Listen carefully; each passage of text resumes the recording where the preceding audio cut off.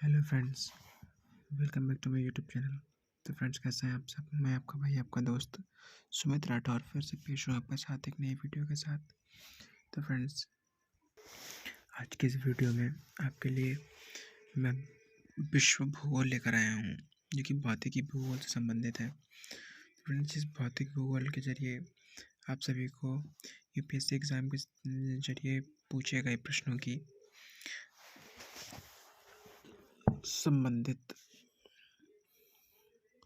सभी प्रश्न श्रृंखलाएँ देखने को मिलेंगी और उम्मीद करता हूँ कि आपको ये सारे प्रश्न अच्छे लगेंगे, जिससे कि आप हमारे चैनल को ज़्यादा से ज़्यादा शेयर और सब्सक्राइब करने पर मजबूर हो जाएंगे।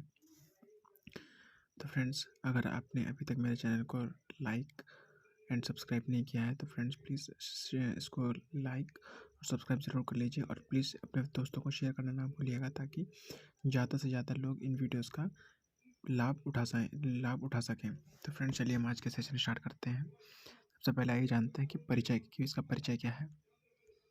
तो फ्रेंड्स, आइए भौतिकी भूगोल को जानते हैं। परिचय देखते हैं कि भौतिक भूगोल के अंतर्गत हम भूगोल को दो तरीके से पढ़ सकते हैं, एक भौतिकी भूगोल के तरीके से, एक मानव भूगोल के तरीके से।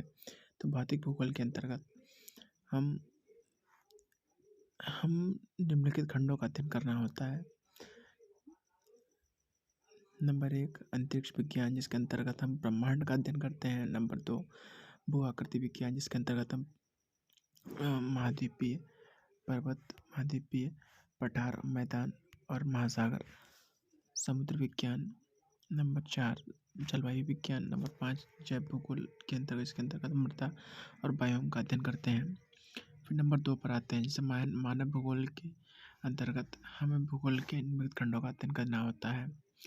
तो फ्रेंड्स, इसके जरिए हम आर्थिक क्रियाएं जो कि व्यापार से संबंधित है, हम कृषि, संसाधन, अपने उद्योग, अपने परिवहन के बारे में समझ सकते हैं और हम ये वैश्विक स्तर पर हम सभी की उपयुक्त जानकारी ले सकते हैं। नंबर 2 पर आता है सांस्कृतिक सामाजिक क्रियाएं, सामाजिक सांस्कृतिक क्रियाएं। हम क्रियाओं के बारे में जानेंगे, हम जनसंख्या के बारे में जानेंगे, हम जनसंख्या किस वातावरण के हिसाब से अनुकूल है, कहाँ पे कितनी जनसंख्या है, वहाँ का प्रवास क्या है, वहाँ की जलवायु कैसी है, हम ये सब जानेंगे। फिर भू राजनीति पर आते हैं कि कहाँ पर किस क्षेत्र की राजनीति कैसी है। भू राजनीति से तात्पर्य वहाँ पर उपजाऊ भूमि में उसमें उसमें पर्याप्त मात्रा में उसके खनिजों से है। तो आइए हम भूगोल, सबसे पहले नंबर 1 पर भौतिक भूगोल के अंतर्गत हम समुद्र विज्ञान का अध्ययन करते हैं। समुद्र विज्ञान का अध्ययन करते करते हम इस पर आगे चर्चा करेंगे। तो आइए समुद्र विज्ञान पर चलते हैं, ओशिनोग्राफी। तो फ्रेंड्स, ओशिनोग्राफी पर चलते हैं। आइए जानते हैं कि समुद्र विज्ञान भौतिक भूगोल का एक महत्वपूर्ण अंग है, जिसमें सागरीय जलराशियों के भौतिक रासायनिक। दोस्तों, ध्यान दीजिएगा कि समुद्र विज्ञान भौतिक भूगोल का एक महत्वपूर्ण अंग है, जिसमें सागरीय जलराशियों के भौतिक रासायनिक गुण, जल परिसंचार से मतलब है कि वाटर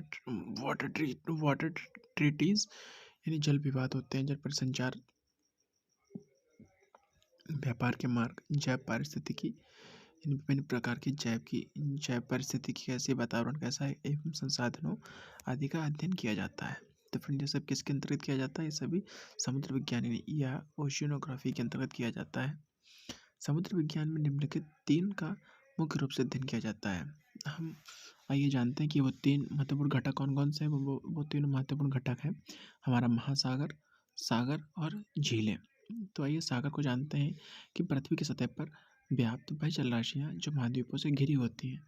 दोस्तों, ध्यान दीजिएगा कि पृथ्वी की सतह पर व्याप्त वह जलराशियाँ जो महाद्वीपों से घिरी होती हैं या महाद्वीपों के मध्य अवस्थित पृथ्वी की विशालतम जलराशियाँ महासागर होते हैं। पृथ्वी की विशालतम जलराशियाँ, जो जलराशियाँ अत्यंत विशाल होती हैं, उन्हें महासागर कहते हैं।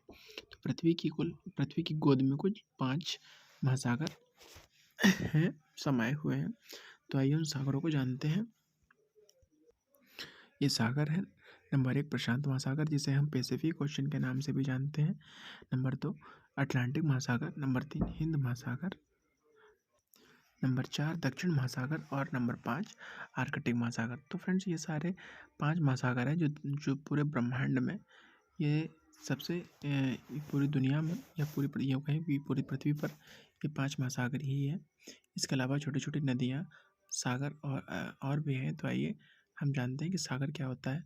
तो दोस्तों सागर या समुद्र हम किसे कहते हैं कि महासागरों के सीमांत भागों में स्थित खंडों से संलग्न अवस्थित विशाल जल राशियाँ सागर कहलाती हैं। दोस्तों ध्यान दीजिएगा कि महासागरों के सीमांत भागों में स्थित यानी महासागरों के बाहरी निकास में स्थित खंडों से संलग्न यानी महासागरों से इनका कनेक्शन होता है। ये विशाल जल राशियाँ सागर कहलाते हैं जिनका संबंध विविध रूप से महासागर से बना रहता है। यानी इनका संबंध जो है खुले रूप से महासागरों से नहीं रहता। इनका संबंध किसी एक साइड से महासागरों से कनेक्शन रहता है इनका। जैसे हिंद महासागर के उत्तरी सीमांत में अरब सागर एवं अंडमान सागर अवस्थित है। तो दोस्तों समझ में आ रहा है, जिनका संबंध विविध रूप से महासागरों से बना रहता है। जैसे हिंद महासागर के उत्तरी सीमांत में अरब सागर और अंडमान सागर स्थित है। तो आइए अपने शब्दों में से पुनः देखते हैं कि पुनः जल विज्ञान की परिभाषा के अनुसार तत्वों से संलग्न वह विशाल जल राशियाँ, हम इसको देखते हैं ध्यान से सुनिएगा कि वह विशाल जल राशियाँ जिनमें तरंगों एवं धाराओं के साथ साथ ज्वार भाटा के प्रभाव परिलक्षित होते हैं या प्रभाव दिखाई देते हैं, उन्हें सागर कहा जाता है। सागर किसे कहते हैं कि विशाल जल राशियों के साथ जिनमें तरंगों एवं धाराओं के साथ साथ ज्वार भाटा के प्रभाव परिलक्षित होते हैं या प्रभाव दिखाई देते हैं, उन्हें सागर कहा जाता है।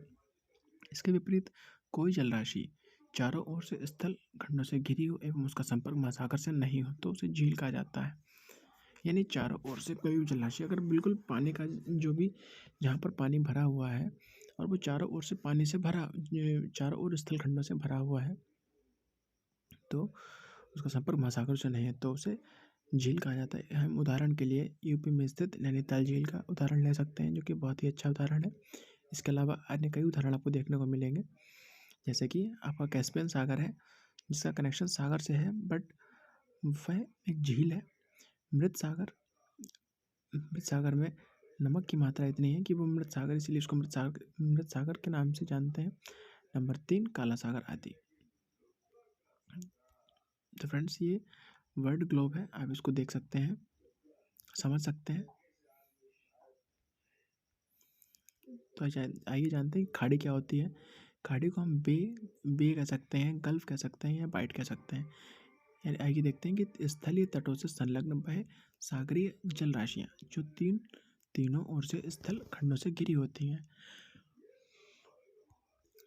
स्थल खंडों से संलग्न वह सागरीय जल राशियाँ जो तीनों ओर से स्थल खंडों से घिरी होती हैं, उन्हें खाड़ियाँ कहा जाता है। तो दोस्तों खाड़ियाँ कैसे कहते हैं कि जो जलाशय तीनों ओर से स्थल खंडों से घिरी होती है उन्हें खाड़ियाँ कहलाती हैं। ये आकार में सामान्यतः सागर से छोटी होती है। तो ये देखते हैं कैस्पियन सी ये हमारा कहाँ है। कैस्पियन सी आपका यूरोपियन सी है। यूरोपियन सी हमसे यूरोपियन लेक कहते हैं। यूरोपियन लेक के नाम से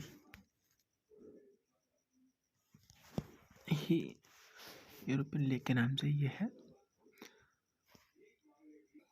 फ्रेंड्स आगे का चैप्टर आप कल आगे फिर से मेरी वीडियो के साथ बने रहिए ताकि इसके आगे का चैप्टर आपको कल फिर से पढ़ाया जाए। फ्रेंड्स वीडियो कैसी लगी कमेंट में ज़रूर बताइएगा और ज़्यादा से ज़्यादा चैनल को शेयर करिए ताकि और लोगों को इसका लाभ मिल सके। तब तक के लिए गुड नाइट फ्रेंड्स।